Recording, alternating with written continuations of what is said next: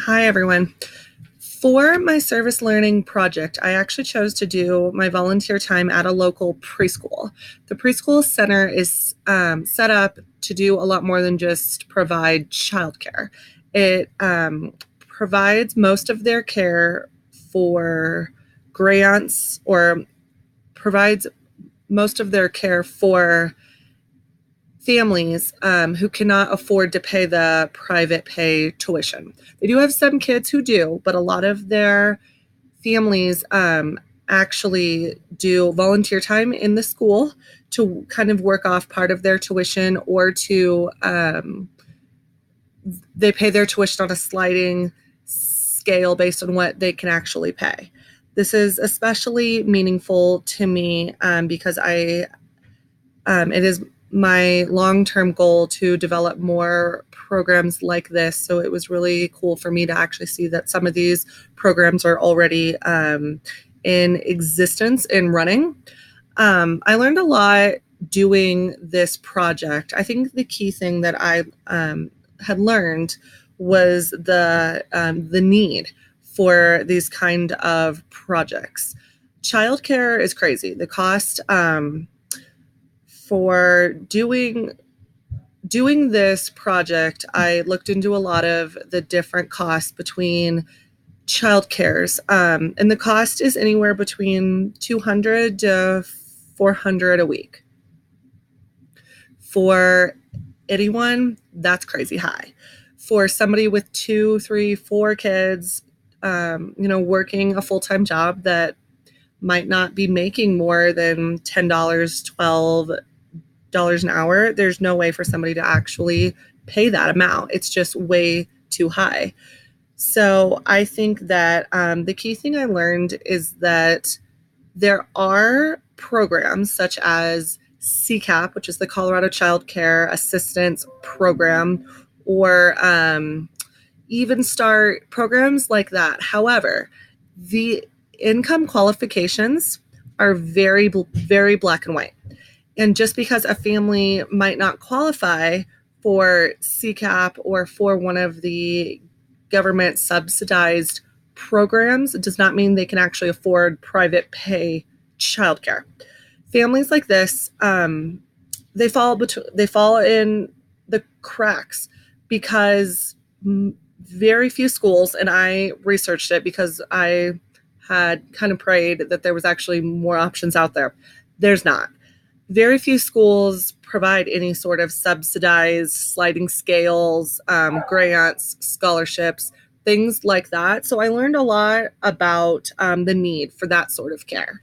For a lot of these kids, they're kind of shuffled between grandparents, family friends, parents trying to work, opposite shifts, things like that. I actually got to speak to several of the kids' families who were enrolled at the school, and I heard several times that before they were able to get into the school, because there is a waiting list, a lot of the children were they never really knew day to day where they were going to be, who they were going to be with. Some of the children had grandparents in town. Some of them were going to work with mom, or going on going to a construction area with dad or big brother or somebody like that, just so that parents were actually able to work. So I think that the need is astronomical, and that really sunk in with me. It really reminded me in our readings about the hidden homeless. And in that area, when we had our readings about families who are transient, but people don't realize it, they don't acknowledge it.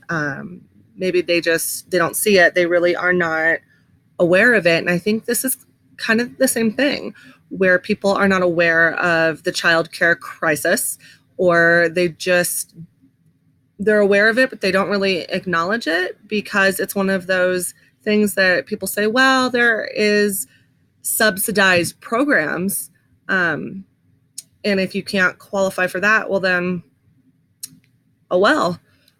And it's just, it really resonated with me that the the problem is there. Whether we acknowledge it or not, it's there. And that just really meant a lot to me to see it. There were a couple different theories and theorists that I especially was able to connect with. Jean Pigot's theories about cognitive development I witnessed several times. I was actually able to do all of my learning through observation. And I got to play a little bit with some of the kids. But one of her theories around that children's knowledge actually grows as they manipulate the world around them.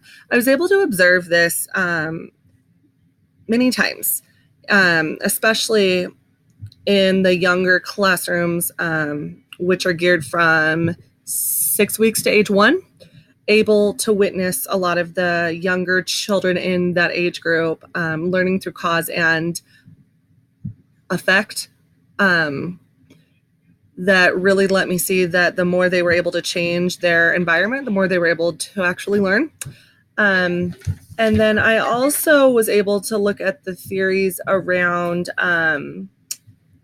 the Bronfenbrenner's theories around the microsystems and things like that, and to see how a lot of the kids formed relationships and had play dates and things outside of the school, and how the way their lives actually started to impact each other's lives at the center, outside of the center, having play dates, families that were able to get to know each other, rely on each other. So I was able to see a lot and grow a lot from this. I really plan to continue working in this, in that line of work, especially. It's kind of my goal to see childcare kind of evolve and change and become more equitable for all. So I learned a lot. I really enjoyed my my time.